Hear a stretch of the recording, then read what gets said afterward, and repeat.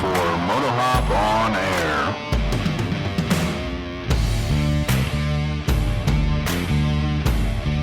Welcome to episode 39. Almost to 40.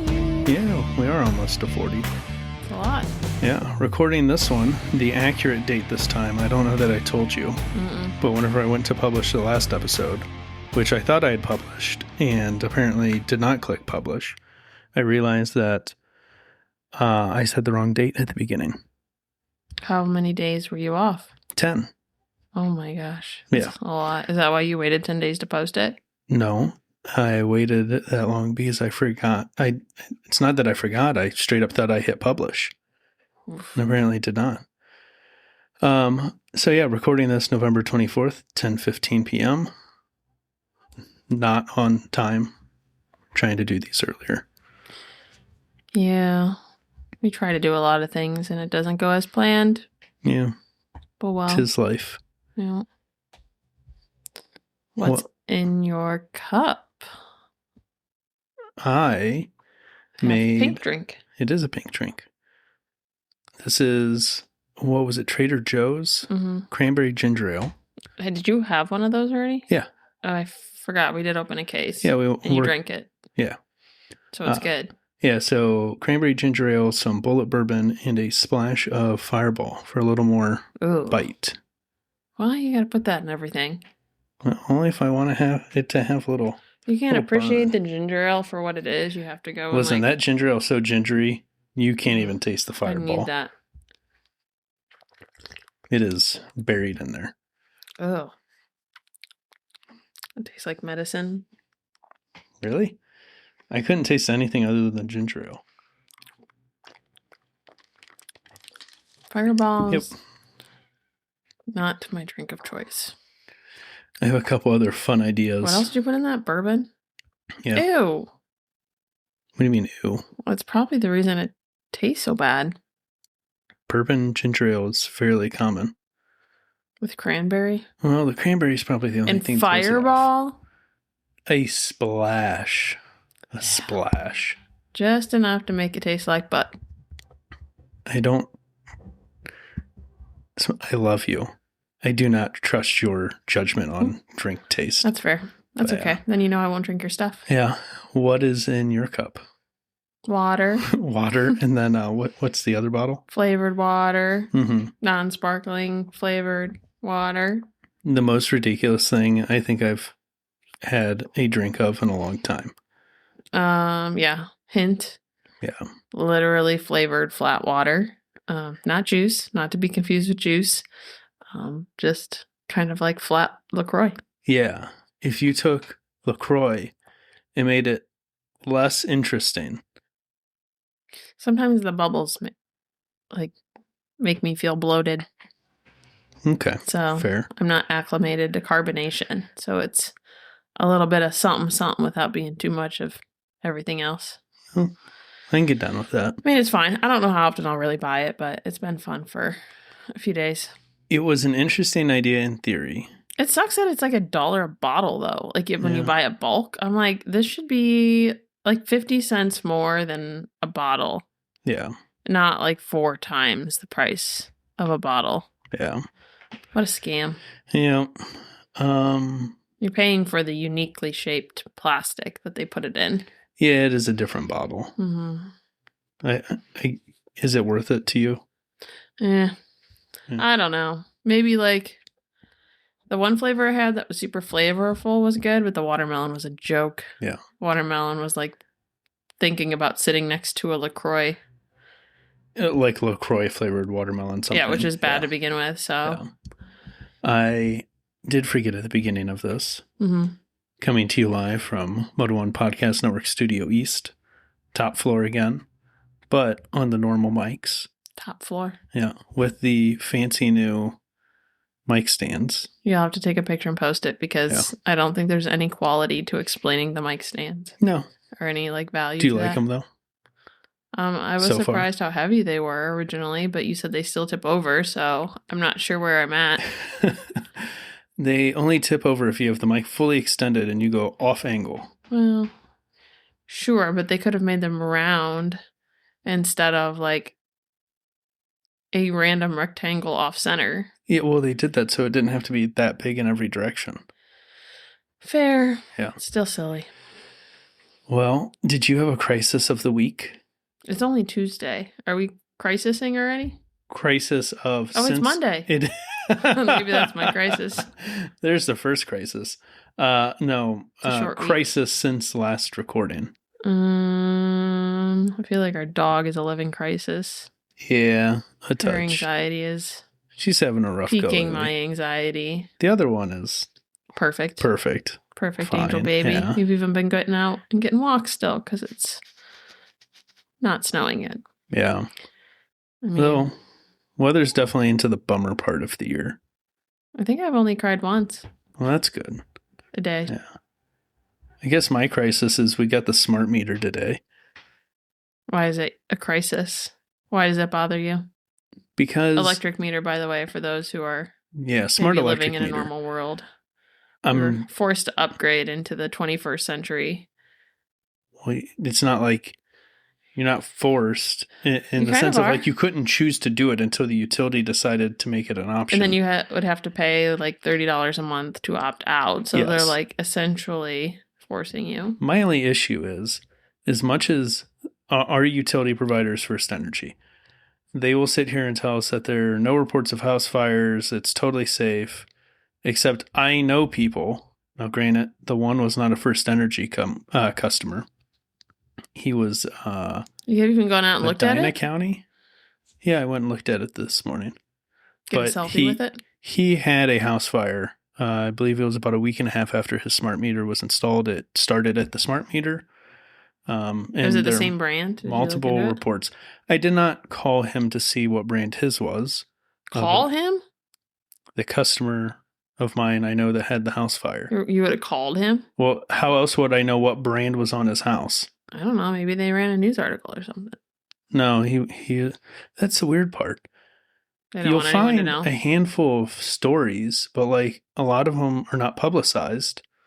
And it's not like hearsay. I saw photos. I've been to his house. But yeah, so I guess it's a bit of a crisis of the week for me of just not trusting of forced progression that feels a little icky, non-validated. Yeah. Yeah, well, they don't want to pay the person that they don't make like walk around. It wouldn't take so long to go from house to house if they didn't like make them go out on foot. Give them a Segway or something. Or they could let people just take pictures and submit pictures on their behalf. Well, and it is interesting because you get in that whole, part of what society in general is trying to figure out with AI and jobs being eliminated. They're doing the smart meters, and it's like, well, how many meter readers were employed? Are they cross-training them to do something else? Probably at least as many mailmen. They had to walk. Yeah. Such an odd job. Yeah. What else do I have on notes here? How many other crises do you have? That's kind of my only major one. Oh, that's a pretty good position to be in. Yeah. Life is life with the rest of it. I feel more positive this podcast than last one. I know it's very Debbie Downer.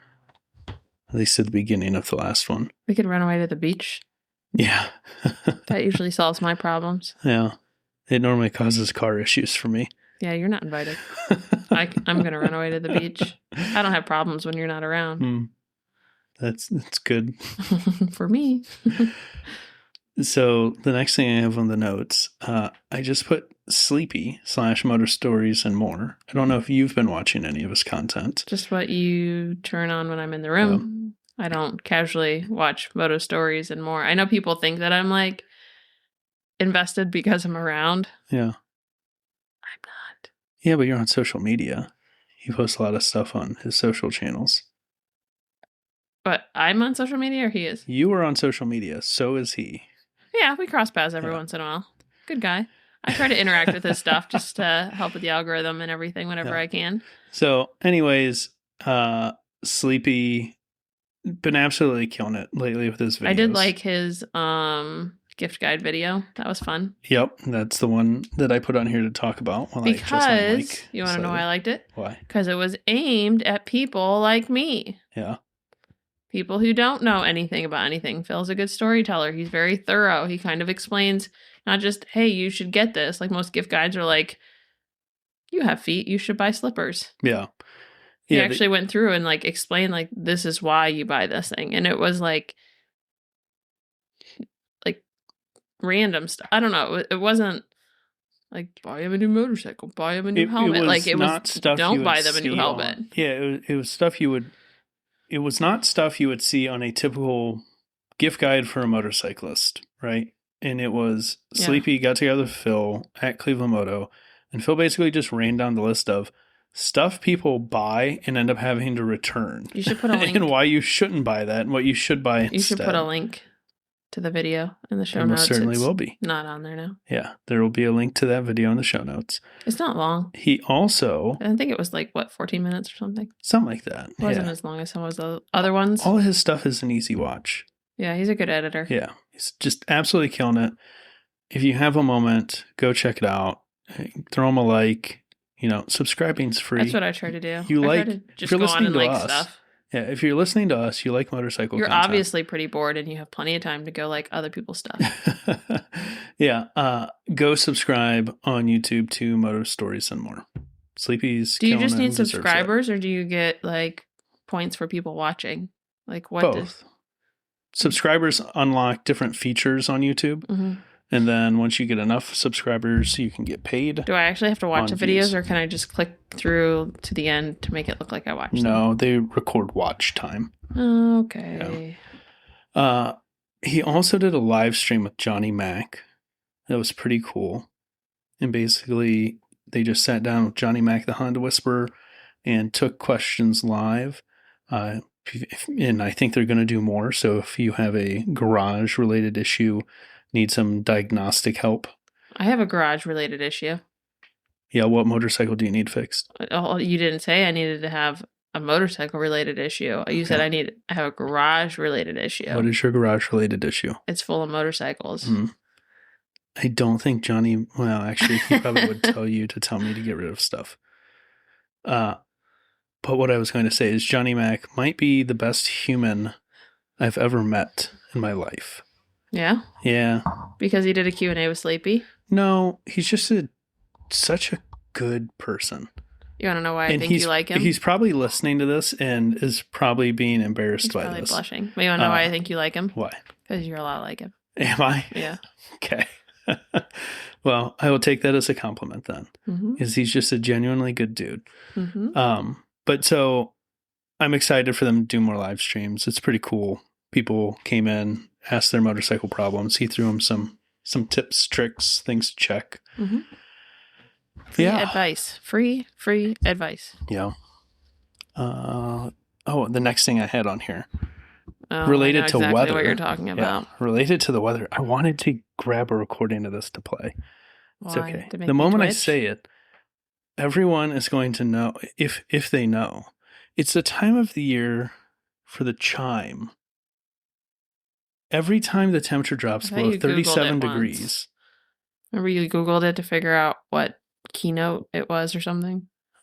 Well, no, some people figured out like what the chord combination is because it's 2 or 3 notes played at the same time. But BMWs, I think the Audi does notification too, but not the same way as the BMWs because BMW cars, SUVs, etc. They use the same alert chime for your engine is blowing up as they do for, hey, it's 37 degrees or cold less outside and it might be icy. I really just hope you grabbed a coat. Yeah. And you might die. Might just get goosebumps. Yeah. Might be somewhere in between. Good luck. Bye.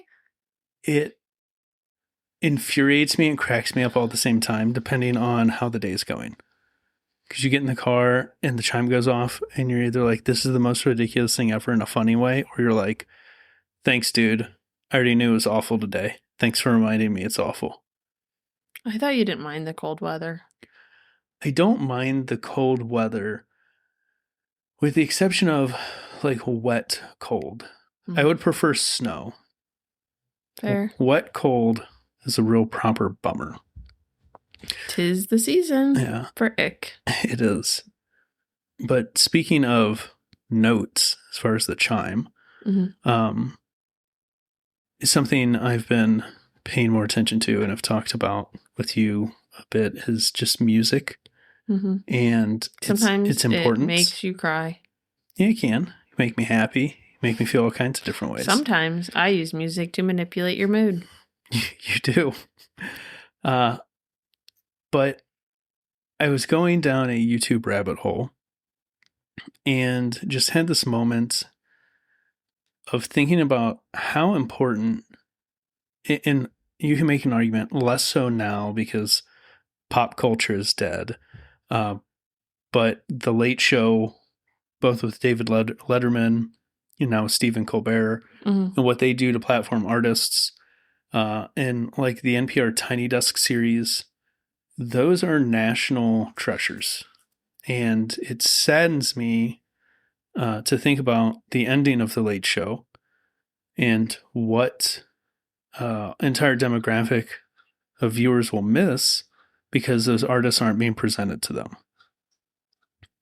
And I'm going to guess you probably haven't watched many of the Tiny Desk concerts. Nope. Have no idea what you're talking about. Okay. Well, I know what we're watching later. So NPR, National Public Radio. Maybe they're not. Maybe people, the demographic you think that are going to miss out on it aren't because they weren't watching it anyways. No, I'm specifically talking about the people that are watching, right? Because those people are going to be the ones who miss whenever that Colbert's Late Show no longer exists. You're not going to have this method of discovery that we've had for decades. There are other late shows, sure. The Late Show specifically holds a special place in my heart, just for the artists it has chosen over the years and songs specifically by those artists they've chosen to have performed. He just recently had on Billy Strings, as well as Jesse Wells, I believe, who is kind of a pretty hot folk artist right now. Everyone wants to be the Bob Dylan of a generation. People are throwing that term around with him. But he is one of the artists doing a lot of political protest songs recently. But Tiny Desk, though, NPR will bring in artists and literally put them in an office setting, and they'll have like acoustic backup and, well, I guess electric backup stuff, but it's not a professional studio, right? So they'll bring in a piano player and a horn section and some backup singers. And it's just, if that ever goes away, it's going to be a big loss culturally in my mind. But all of this to say, I'd like to hear from our listeners, which we do have some listener emails to read if you didn't know. Oh, I did not know. Yeah. What does music mean to you? And it sounds like a 5-paragraph essay. Well, you don't have to. Just be like, I enjoy it for XYZ, right? I listen to heavy metal because I like speeding when I drive, right? Like they've done studies on that. Or you can skip that and just, what's your favorite song, right? What's your favorite song to listen to while you're driving, while you're riding? Otherwise, there's songs that I prefer to listen to when I'm on a bike versus in a car, versus stuff I'd listen to at home. And I know not everyone's probably like me, but do you have a favorite song right now? Right now? Yeah. What have you been listening to lately? Anything specific? I was listening to the Beatles the other day when you told me it was too sad. Oh, man. Yeah. I don't know what you had, but it had transitioned off of the Beatles and started getting depressing, man. Started getting depressing. Needed some classic noise. Like just something in the background. Yeah. I really like that Here Comes the Sun song they have, though. Yeah. Which is not a sad song compared to some of the sad songs. Yeah, that's what I need is some sun. I keep having to adjust my mic stand. Yours is rock solid. Mine keeps drooping.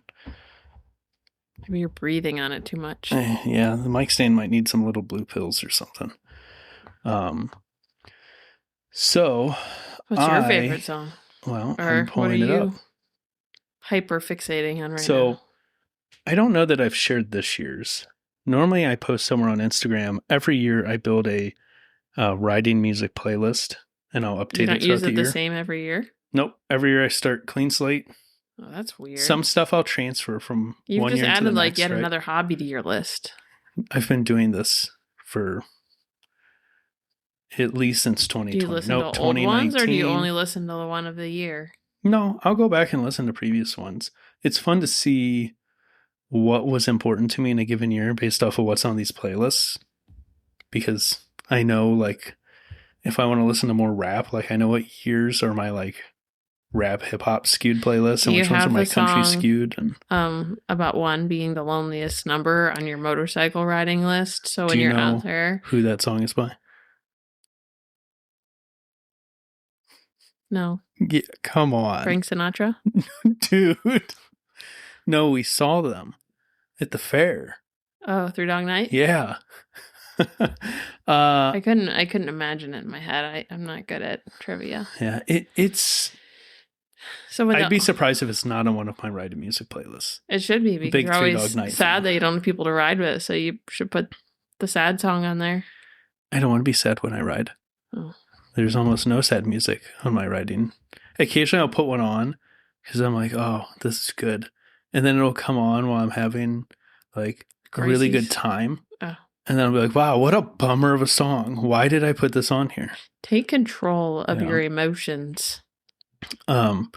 So right now, some of the most recent additions, started getting into a lot of Charlie Crockett.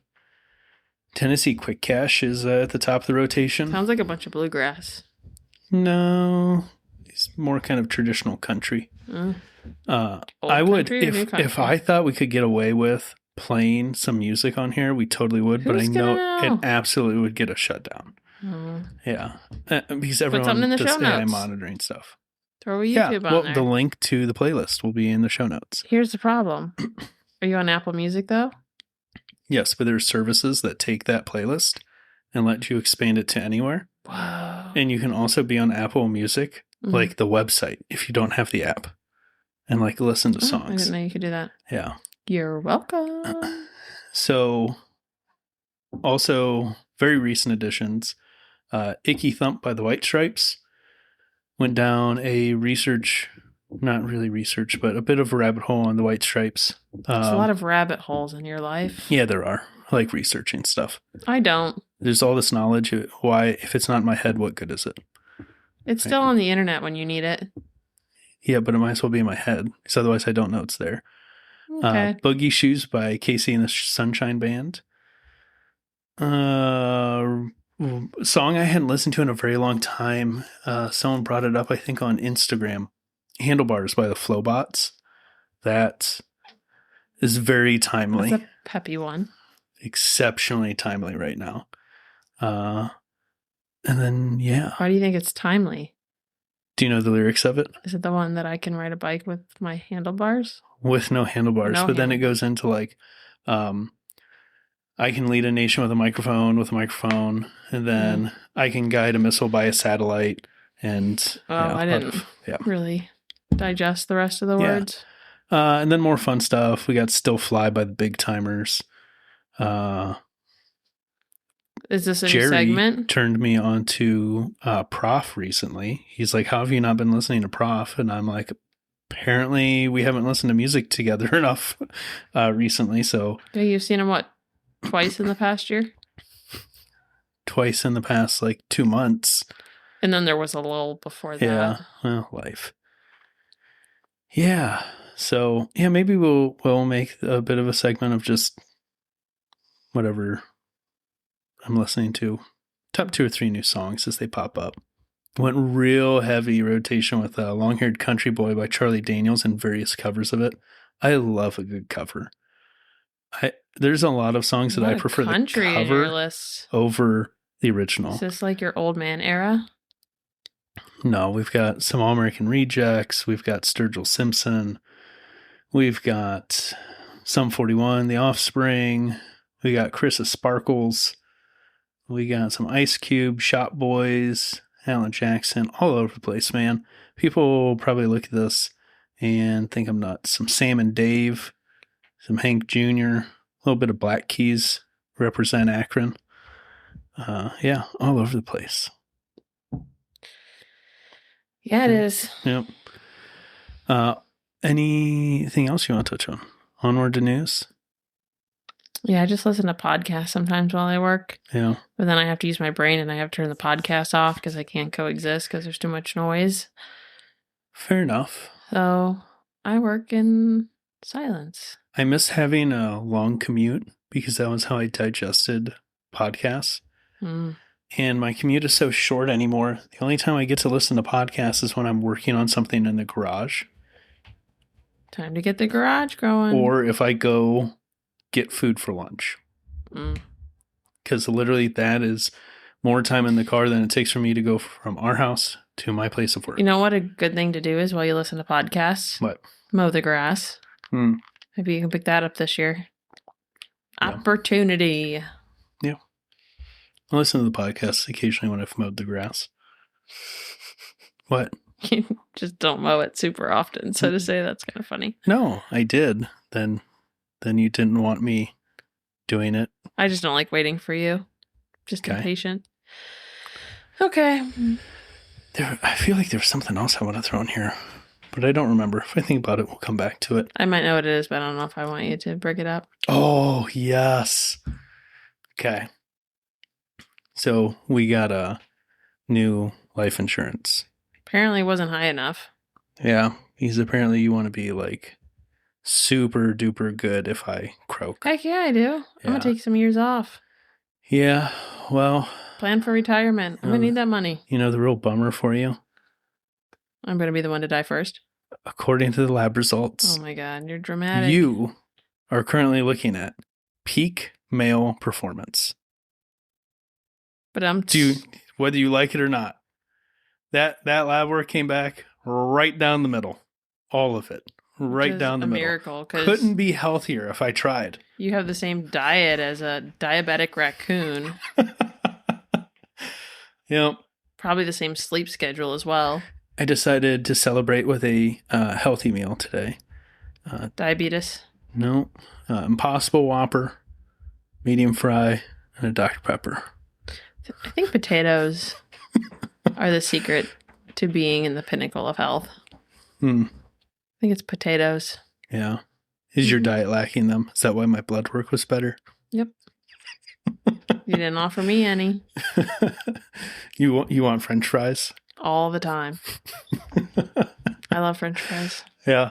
I took too much joy in not having a single flag anywhere. While we're on the topic, Mm-hmm. how many tire flips can you do in 60 seconds? Inquiring minds would like to know. Couldn't tell you, but I can tell you this. Based off of the blood work, the health insurance is probably less scared to insure me. I'm not Just saying. dying. One You of had my two flags. was that my cholesterol is too efficiently removed Your from my blood. The HDL was high. Yeah. On a level of 0 to 10 in efficiency, I am a 12. According to them, that presents an issue. It's a scam. The entire healthcare system is a scam. It's all being run by Big Pharma. Maybe they got our things mixed up. It's not a big deal. And you know what? I'd be inclined to say that it's actually being run by big fast food. Yours is probably sponsored by big fast food. But I'll also tell you that apparently if you consume my diet for long enough, you can retune your body. That's why you feel run so good all the efficiently. time, right? Yeah. You feel great. I mean, you might blow your back out when you sneeze, but that is the pinnacle of health. When you're, 34? I mean, how could somebody not want that?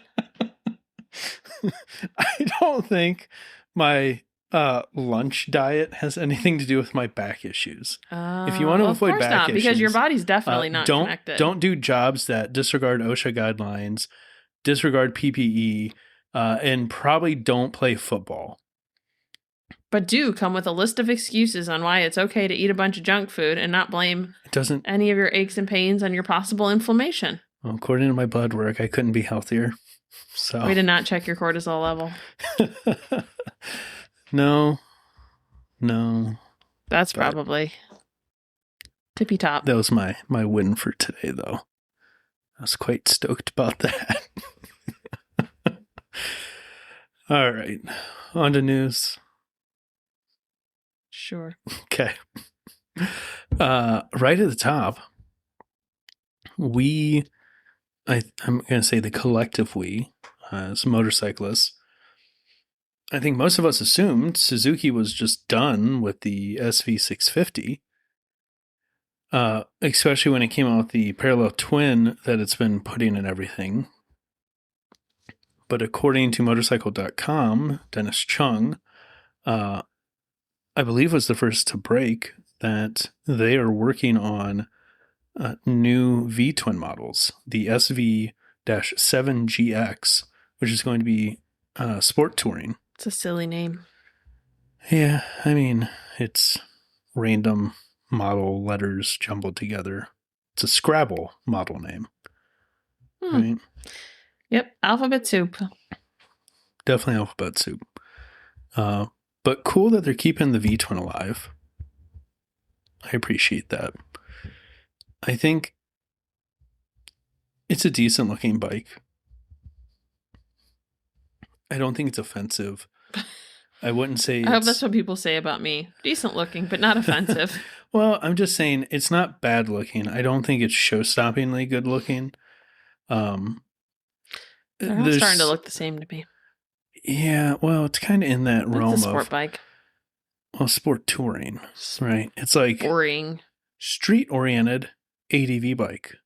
Which, while we're there, I haven't had a chance to talk with Pete and Swiggy a few episodes back. They decided that adventure and ADV bike is not the what the category should be named. He was petitioning for heavy dual sport, and then descended into where do other adventure bikes fall if we start calling stuff dual sports. And as much as it is not exciting to people, I know I've seen other articles mention it. I really think crossover is the right word. It's not exciting. And frankly, there's a decent chunk of bikes in that category that are not exciting. But it's really what they are. They're these crossover models trying to, be on the fence between two categories. So I will lean towards crossover. Did you check the next one out at all yet? Mm-hmm. So the makers of One Wheel have a new electric mini bike. I didn't even know what that thing was called. The One Wheel? What a dumb name. It has one wheel. What would you have named it? Una something. Yeah, Una meaning one. They called it One Wheel. Okay, I stand by my statement. Yeah. So Antic is the brand. Antic bikes are coming out. Kind of, much better branding there. It kind of matches the kind of chaotic lifestyle they're going for. Yeah.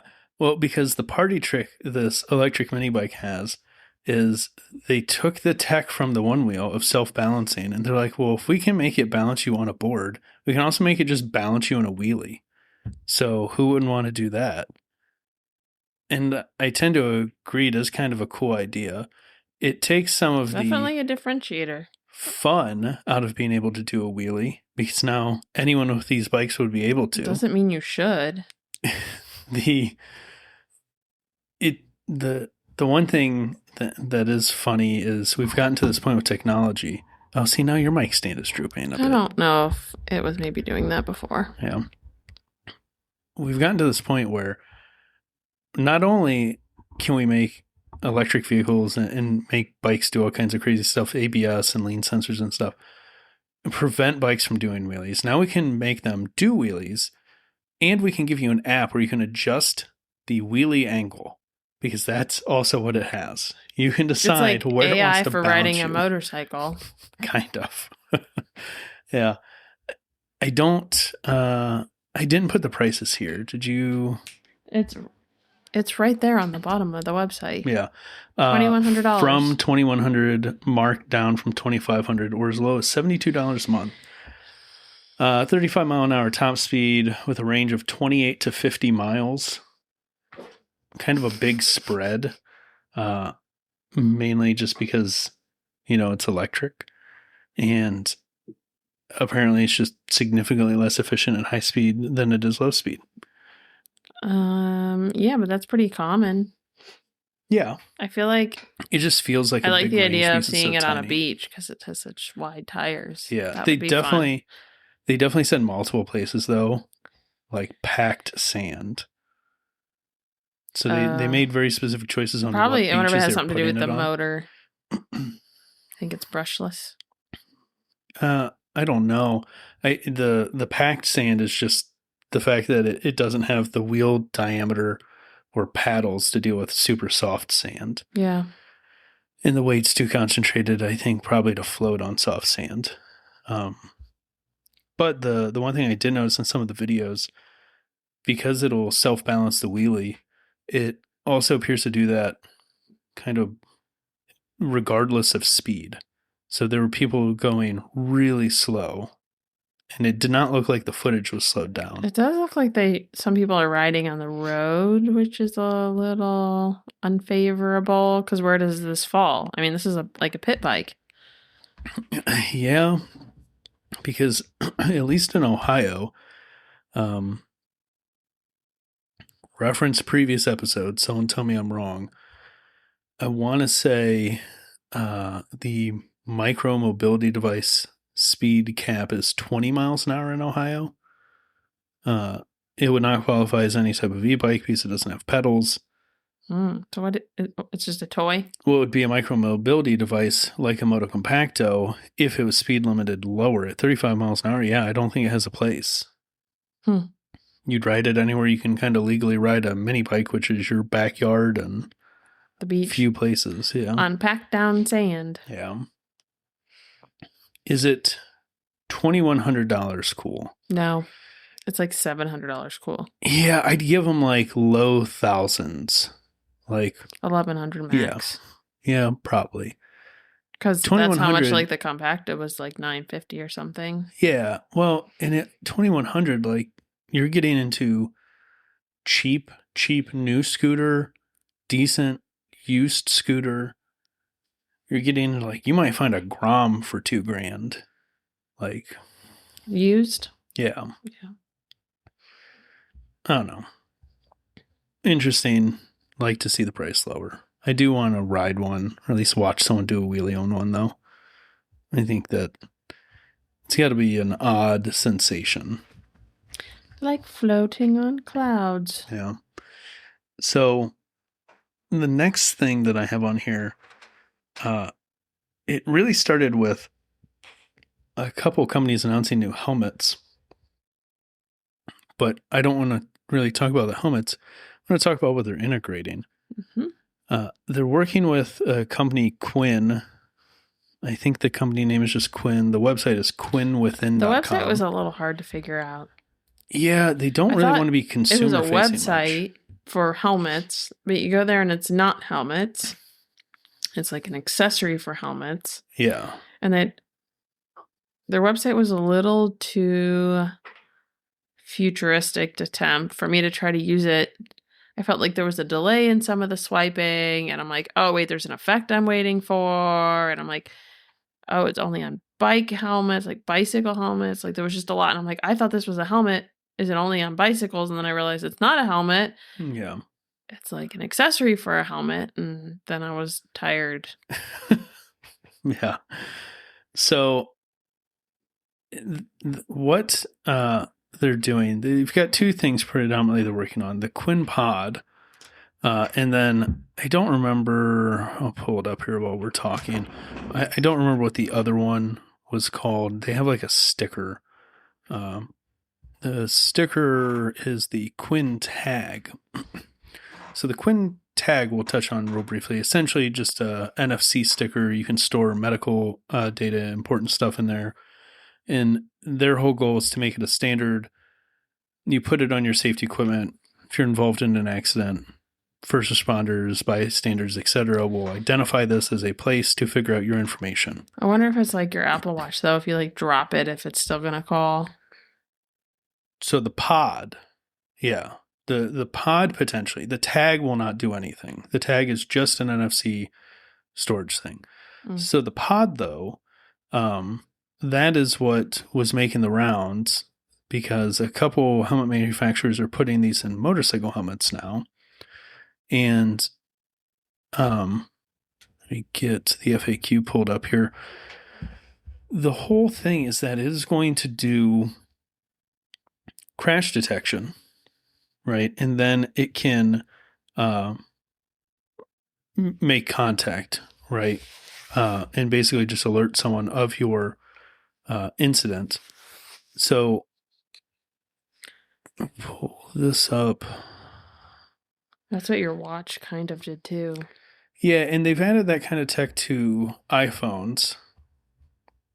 Because at first, whenever I saw the headlines, I'm like, what? Because they were calling it the pod, and it was crash detection. I was thinking it from the angle of the Cardo helmets we just talked about that have like a integrity sensor. And I'm like, what? Did someone figure out how to put a G-force shock sticker inside a helmet? Great. Like, big deal.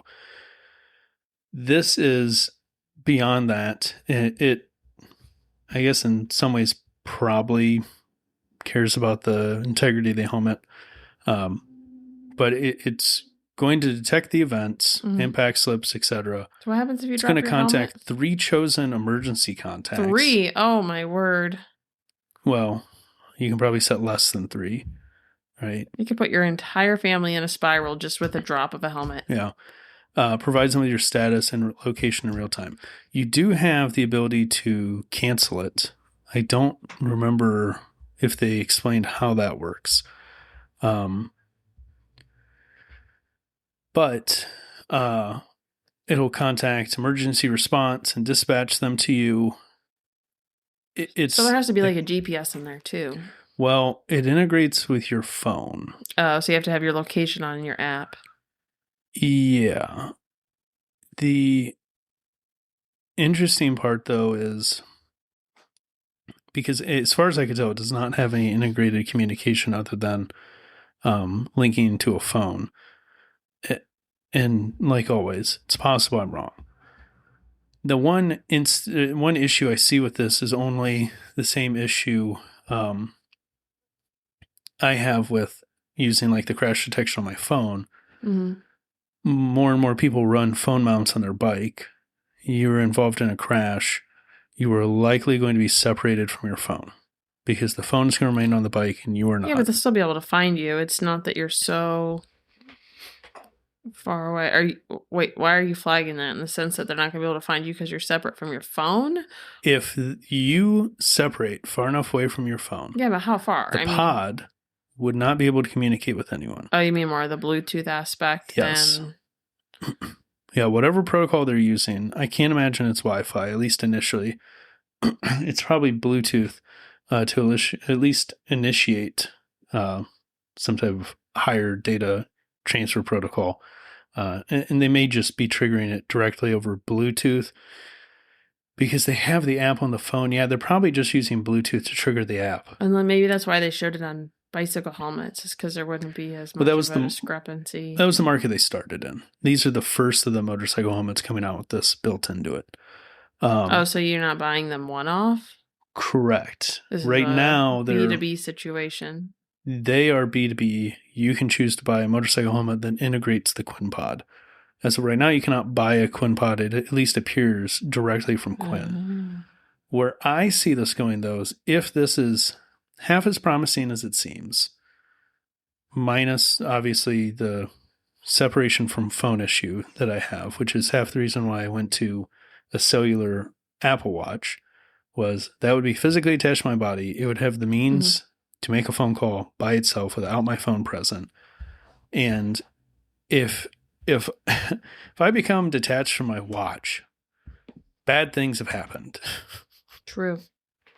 But I do wonder if the QuinPod is going to reach a standard where, like, now helmet manufacturers have gotten to a point where it's kind of almost a given that your helmet is going to have speaker recesses in it to accept an in-helmet Bluetooth setup, Cardo, Sena, etc. Will we get to a point where it's just standard to have a recess to install QuinPod?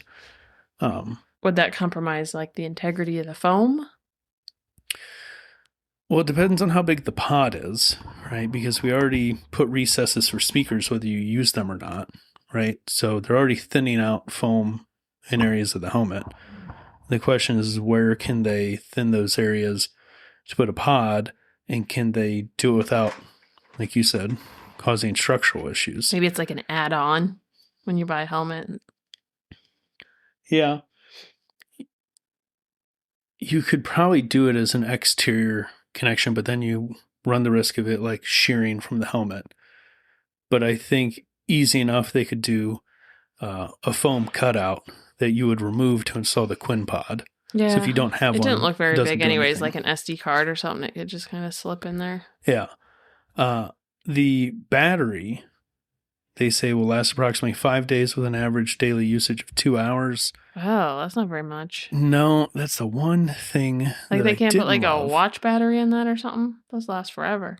Well, it depends on how much juice they're using, right? And, Well, that and with the again, it seems Bluetooth. really tiny because if you look at it, you can see the charge port, and that charge port is USB-C. The pod itself is basically the width of a USB-C connector. And assuming this picture is to scale 1, 2, 3, 4, maybe 6, the short profile of a USB-C connector, probably about 6 of those long. I don't know. It's got to be at least as deep as a USB-C connector or close to it, plus width of a printed circuit board. It's got a little bit of a plastic case, and they fit the battery in kind of the gap between the connector. The connector kind of makes it an L shape up from the printed circuit board, and the battery lives in that what's the word I'm looking for? Cavity. So we'll see what comes of these. I think it's interesting.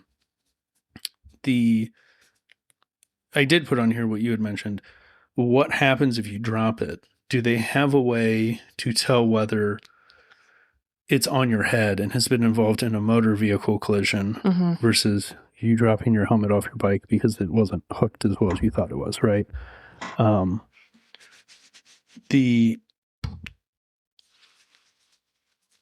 Did I put this on here? Or did you put this on here? How will people know to scan for information? Yeah, it's like you can like tap an average phone and get this information. It's like, okay, cool, but who's going to know that if you're unconscious? Like, that's not normal. Wait, if you're unconscious? Yeah, if you've fallen off your bike and someone wants your emergency information, yeah, no, how are they 100%. going to know how to tap your helmet, put a sticker on it? They have to make this a standard. To get the Quinn tag to work, they have to make that a standard. I know to an extent medical ID on iDevices has become a standard where first responders know that it exists and will check phones for the medical information you can store in there. It'd be interesting if they actually check phones. According to first responders, they do. Because they now know that standard is there and it takes them 2 seconds to see if someone has set up medical ID. But yeah, you've got to get to a point. It's the issue of it will be beneficial once you hit a certain adoption velocity, right? Intriguing stuff. We'll see where it goes.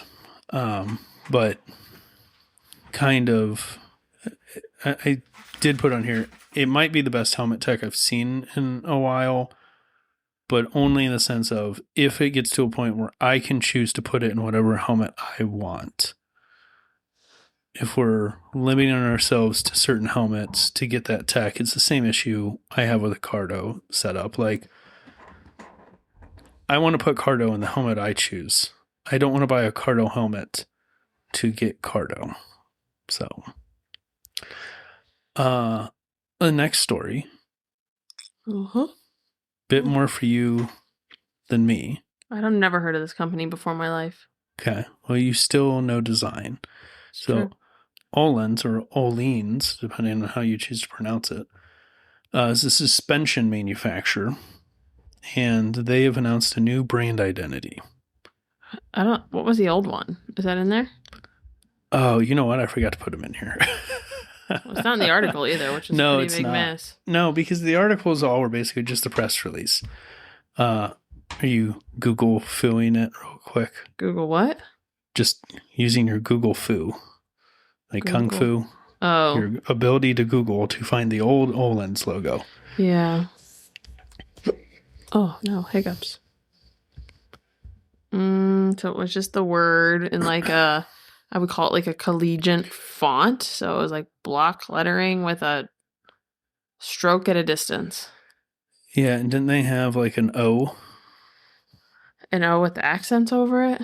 I don't know. I Googled the font. Oh, maybe that's one. But yeah, it's literally just a generic collegiate font with like the little accents over it. Yeah, and it was historically blue background, yellow letters. Historically yellow rounded rectangle awful. around it. It looks like a design project done by a high school student. It's better now. So you like the new brand identity? Yeah, I mean, I think it's fine.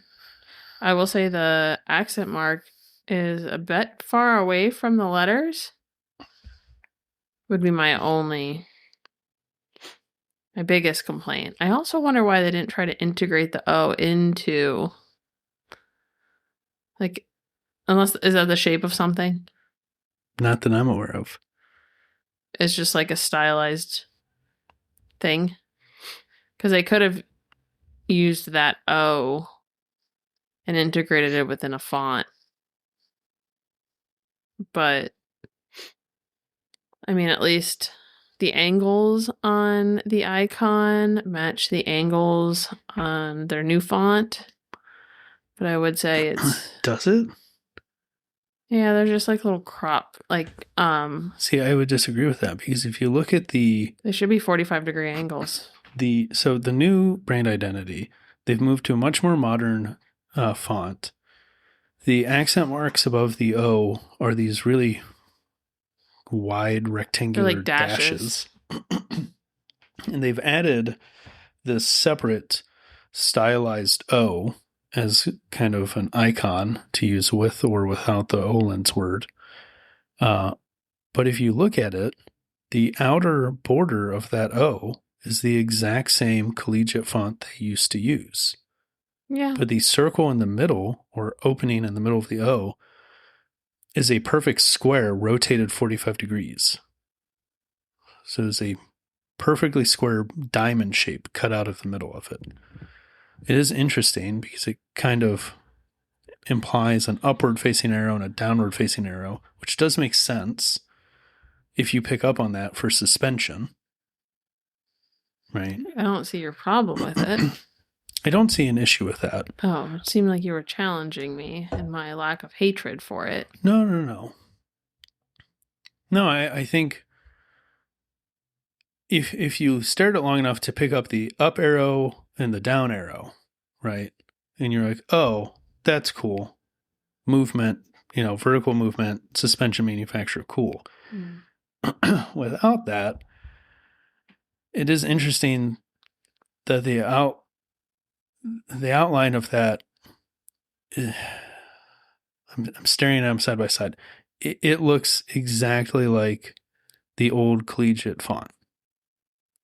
Yeah, but which is an interesting tie-in. But I mean, it's not uncommon for brands to shift but not completely wipe and destroy. Yeah.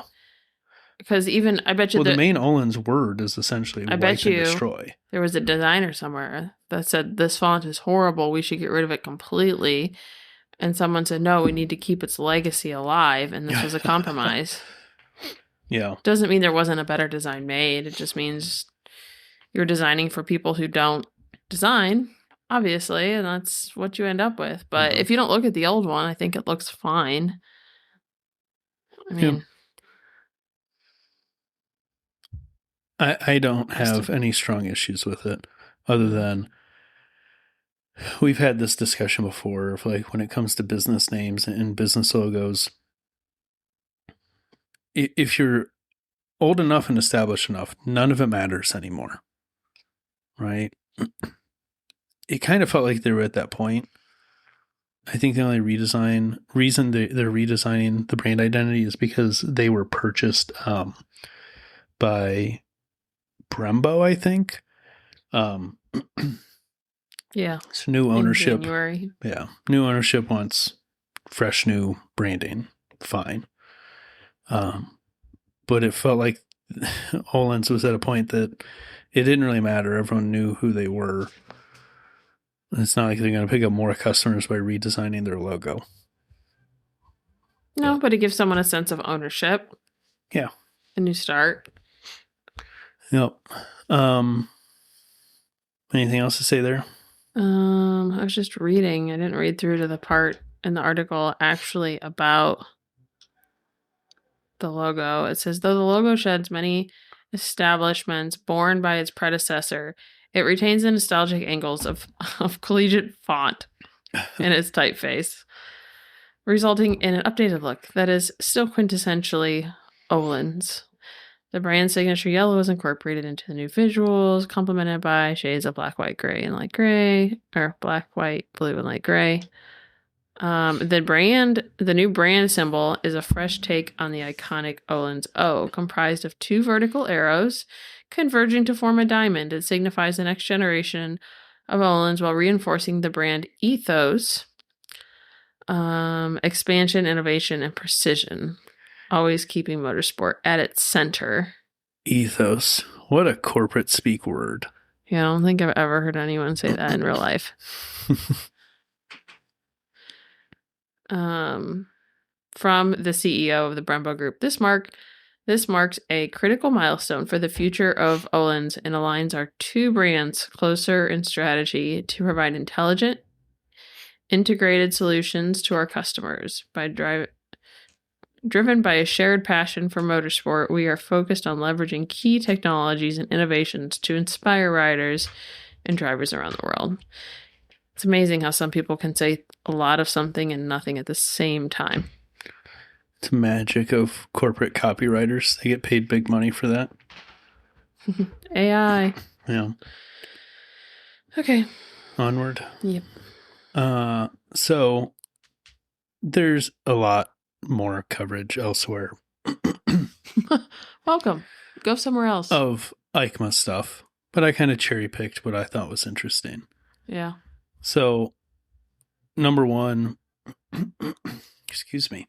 Number one, Royal Enfield / Flying Flea, which seems to be a sub brand. I don't know if they're going to live wire it like Harley did. But the Flying Flea S6 Scrambler was shown off. Did you get a chance to look at that? I did.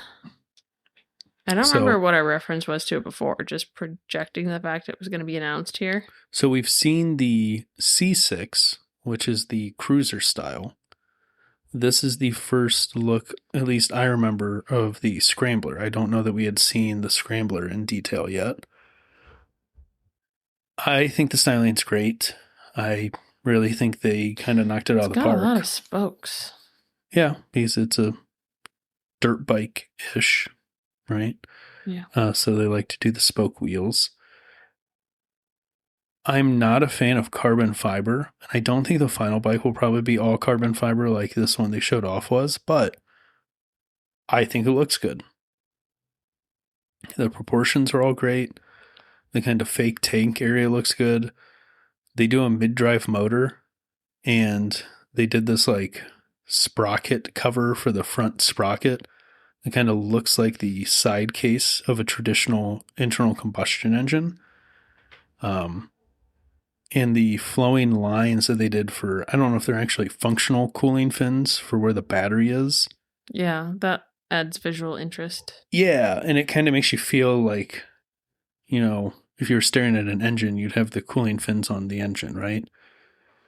I think it's a sharp looking bike. I think if they can land this at a reasonable price, they're going to have an absolute hit. I know it's not. Did they launch price? No. But I kind of looked. I looked at it this way. They are very honest about it's not going to have a bunch of range. It's not going to be super fast. That's not their goal with this. They want something lightweight,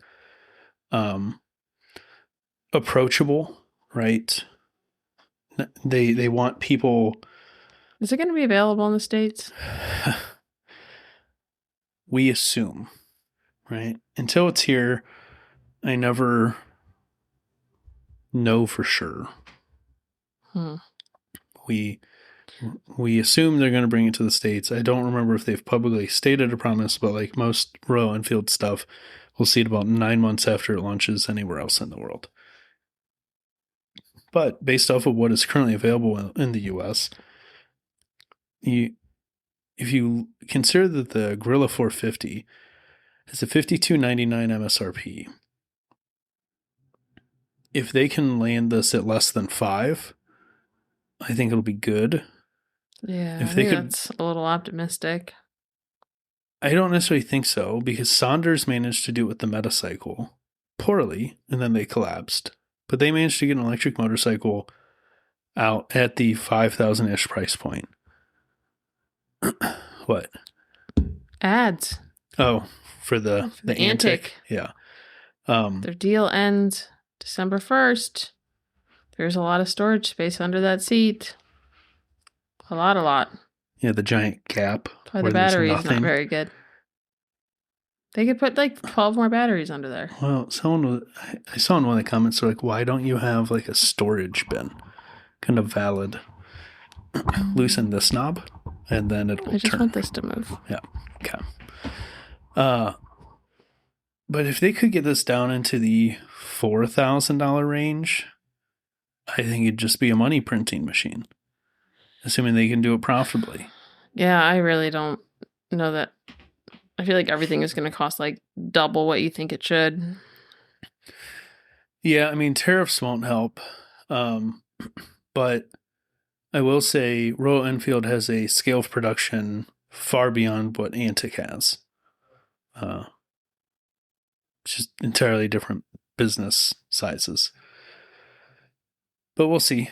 But the first look at this thing, though, fantastic looking bike. Take a look at it when you can. The gold accents are nice. Yeah. Yeah. The other one I threw on here was MV Agusta showed off their 5-cylinder engine. It's a 5-cylinder, but it's not an inline 5. It's a U5. So it's 3 pistons on one crankshaft and then 2 pistons on another crankshaft, and they're offset between the 3 pistons. If this was Volkswagen, they would just make it a VR, so there was only one crankshaft. But because it's MV Agusta, they said, let's make everything more complicated than it needs to be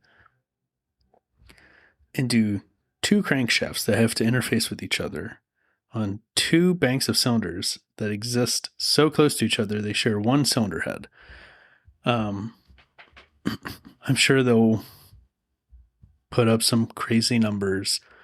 I expect this, just because it's MV Agusta, to have crazy maintenance requirements.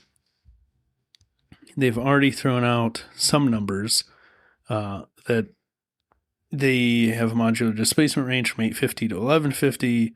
It's capable of delivering over 240 horsepower. Again, okay, where are we at in that range? We have to assume 1150. What is over 240 horsepower? Probably 241. What are these engines used in? Nothing yet. They're just showing off the engine. Oh. But the other crazy part is they said over 240 horsepower at 16,000 RPM. That is screaming. Is that more than my car? Yes, that is about... Yeesh. I think your car red line's around 7,500. So over double. Mm. Yeah. Interesting. We'll see what they do with it. Next thing on the list. Apparently Royal Enfield did not already have a Bullet 650. I'm surprised that they didn't already have a Bullet 650. I don't know why, I just assumed they did. But they do now. They unveiled it. So if you miss your Bullet 500, your Bullet 350 wasn't big enough for you, you can now get a Bullet 650. I did never heard of it. The Bullet? Yep. Oh, I believe it is still the longest continuous production motorcycle model of all time. But I think they also kind of do the whole, the Ford F-Series is the best-selling truck because the Ford F-Series contains everything from an F-150 up through an F-650. Oh, okay. So I think all the Bullet models are variations of one model. Therefore, it is the longest continuous production motorcycle model. And then the last EICMA bit on here I had is we got some more details about the Harley-Davidson Bagger World Cup. Did you have any thoughts? I mean, I don't know anything about anything on these, and so how many baggers does Harley have already? I don't know. I don't remember how many they're making for this series.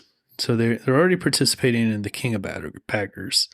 Wait, they say. And the tongue-in-cheek thing I put here is it's easier to beat Indian if only Harleys are competing. And they've only won 2 out of the 5 King of the Bagger championships. So it feels like they're saying, well, if we can't win them all, we're taking our bikes and going home, and we're going to go start our own racing league where only Harleys are in it. So, I don't know. Wait, so the World Cup is something that doesn't exist? They're literally just having a Harley-Davidson World Cup? Yeah, so these will be running in conjunction with like MotoGP. They're not running a full schedule. They're doing 6 races next year. Or 6 events, excuse me, 2 races per event. So I think it's a total of 12 races next year. But all of the competitors will be on Harley-Davidson baggers. Interesting. So the winner, whoever wins the championship, will win on a Harley. The runner-up will also be runner-up on a Harley. Seems kind of like a little play on PR. It will be the most winning bike of the Harley-Davidson World Cup Series. Ick. Yeah. And then, did you add... You didn't have any scooter news in there, so I added one. Yeah, I was going to talk about the Italjet Dragsters, or Roadster, or whatever, and I was like, we'll talk about it next week. What you got here? Did you... Oh, fancy. That is a cool color on those Vespas. They pulled the original paint numbers from the first, like the early original Vespas, 1946. So they pulled the exact paint swatch off of them and used it. It's a good looking color. It's like a toy.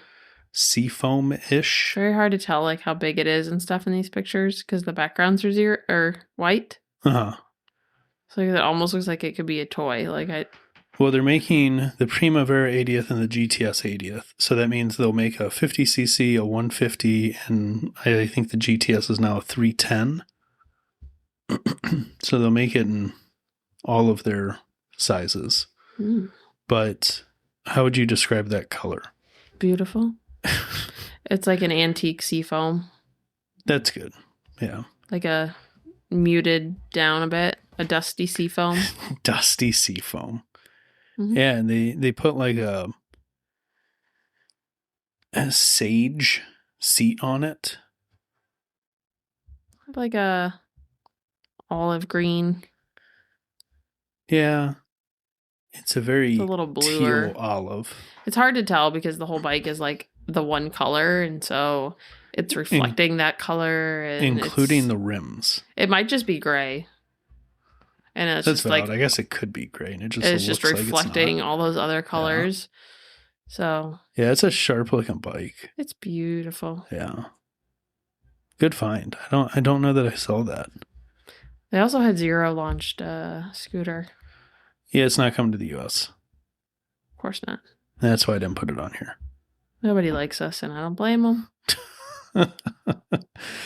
Whoa. Hold on, let me click on this one. I found like a list. Mm-hmm. What does this Honda WN7 remind you of when you look at it?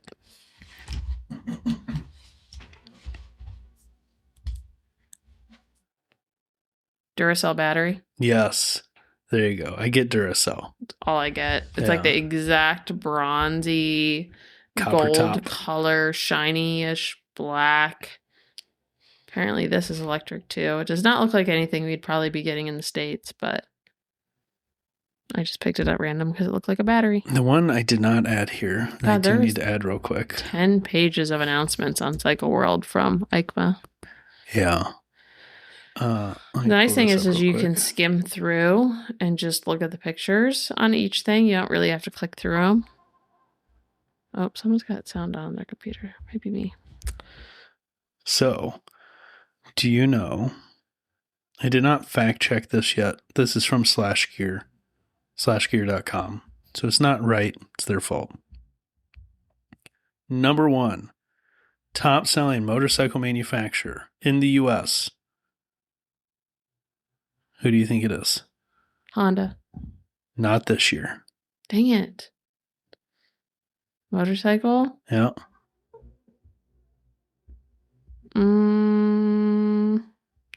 Not Honda.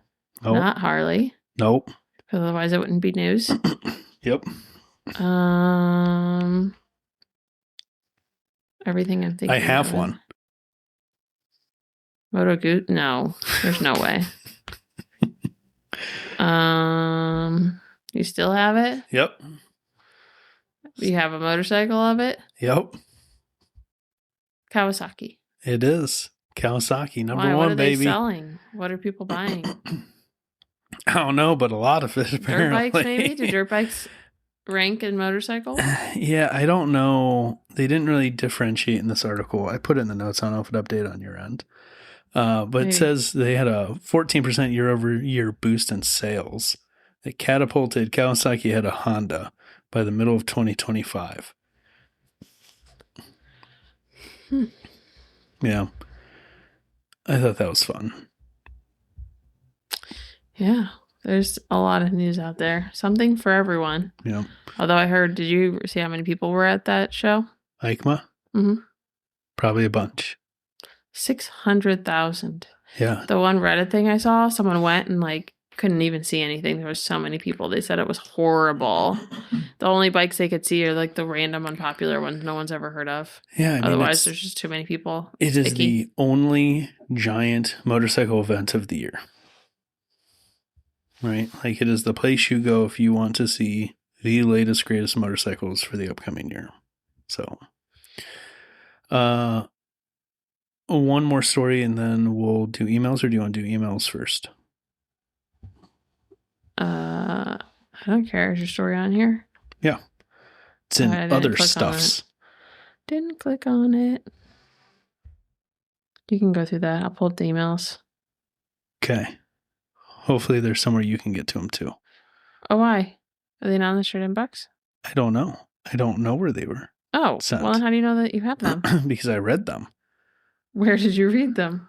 That's my problem. I don't remember if they were in my inbox or in the shared inbox. So on the 13th, we got one. Who is that one from? Bank C. What? What? I'm not making Banksy? Stuff. Oh, yeah. It's first last name JR. JR is back. Okay. Yep. So I haven't JR. vetted these. What if they're not good? I think it'll be okay. And then the other one I Uses think was words from I can't pronounce. Josh, but I might be wrong. Josh is on JR? No. Okay.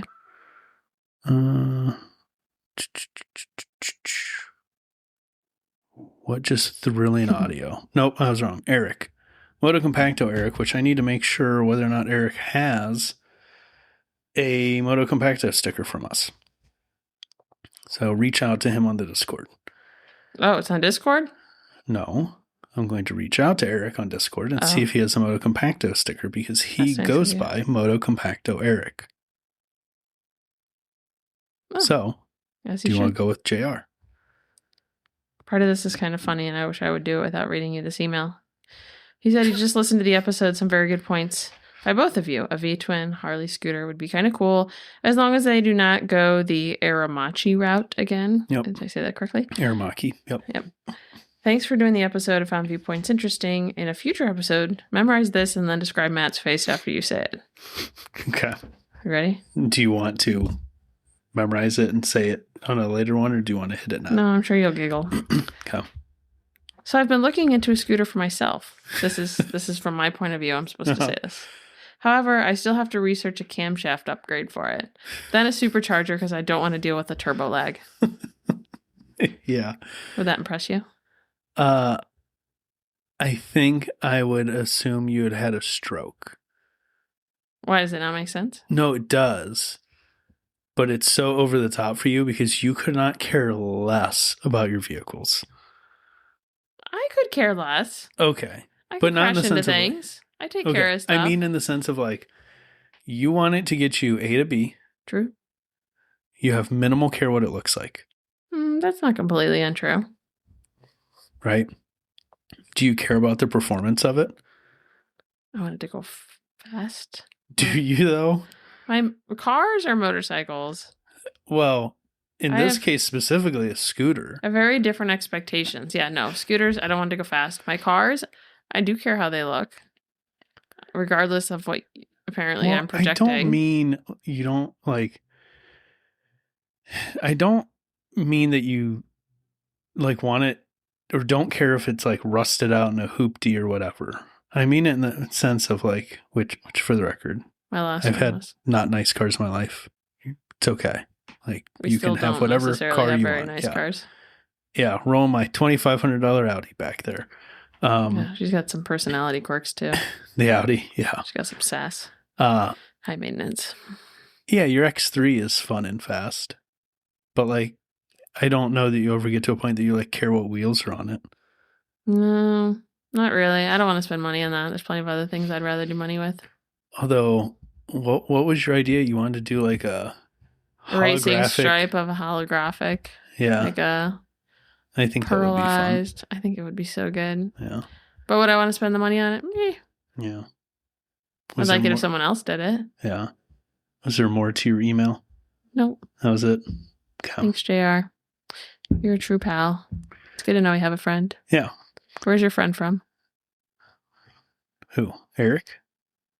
Oh, is that who it was? Yeah. The other email? So, hey guys, it's Moto Compacto Eric. When you were talking about product versus perception problem, I think the argument can be made either way. But I think product should be tackled first for one reason. Fixing the perception wouldn't fix the product, but fixing the product would fix the perception. On the surface, it appears that Harley has a good community because it's large, but they're hurting the company because they aren't actually motorcycle enthusiasts for the most part. Just Harley enthusiasts. Indian has this problem too. I was at a dealership one time waiting for them to get a part from the back, and I was talking about my 20-year-old dirt bike when they said, well, you should trade that in for a new Indian FTR. $800 off-road bike versus $16,000 not off-road bike. Well, that ended the conversation because I thought, well, you don't want to talk about bikes. You just want to talk about your bikes. Changing the product and making an effort to cultivate an image around motorcycles, or even just two-wheeled mobility in general, will boost the perception and bring the community. But focusing on creating a good and accepting community won't make people want their one style of bike. Yeah, I mean, Very good points. yeah. I can stand behind that. Like I said, I do think perception versus product all depends on where you are in your buying cycle and how that would influence you. I do agree that in order to fix perception, you need to fix product, build community. Like perception is just what people think of you, and that's literally your brand. Like branding is just perception. Yeah. With it doesn't matter what your intentions are. What matters is how it's received. And you only have so much control of that. Yeah.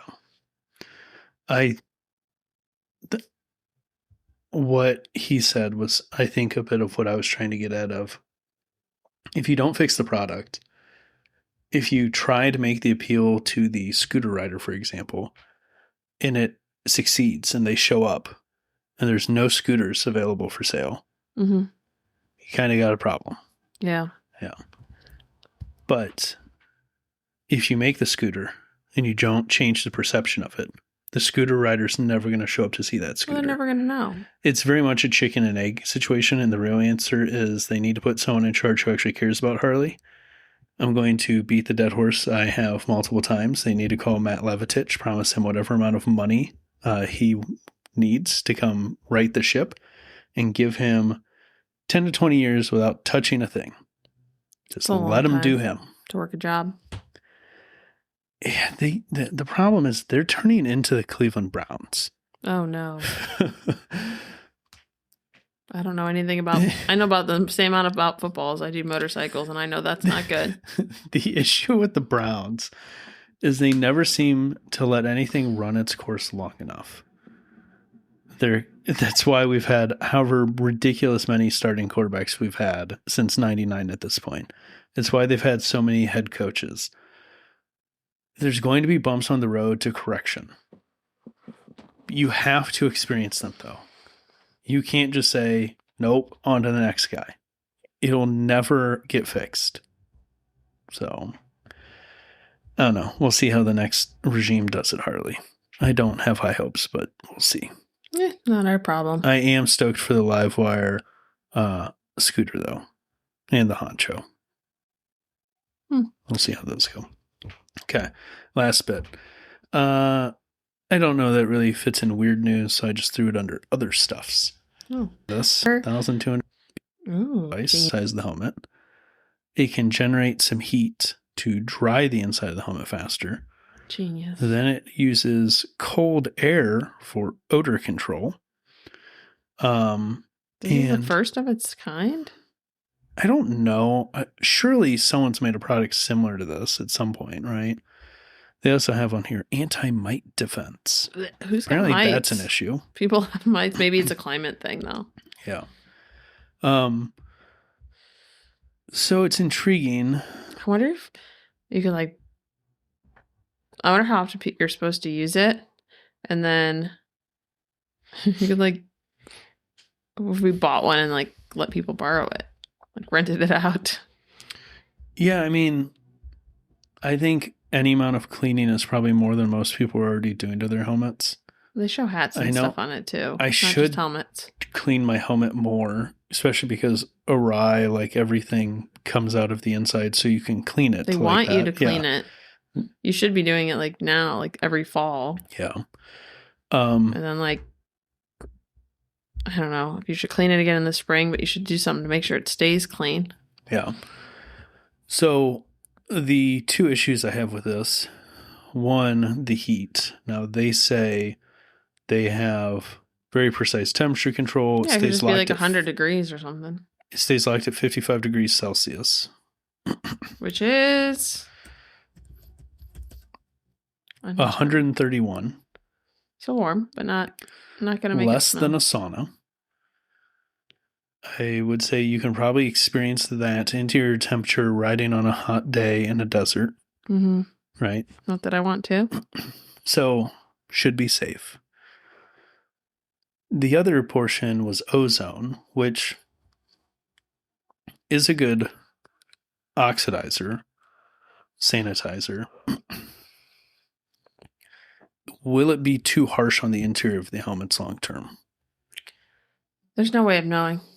Nope. There's too many different helmets out there. You'll have to just, like, What they should do. Wouldn't it suck, though, if you bought this thing because you think you're doing good and you're sanitizing your helmet, And it eats away and at it the turns foam. out it was oxidizing the one rivet holding your chin strap in?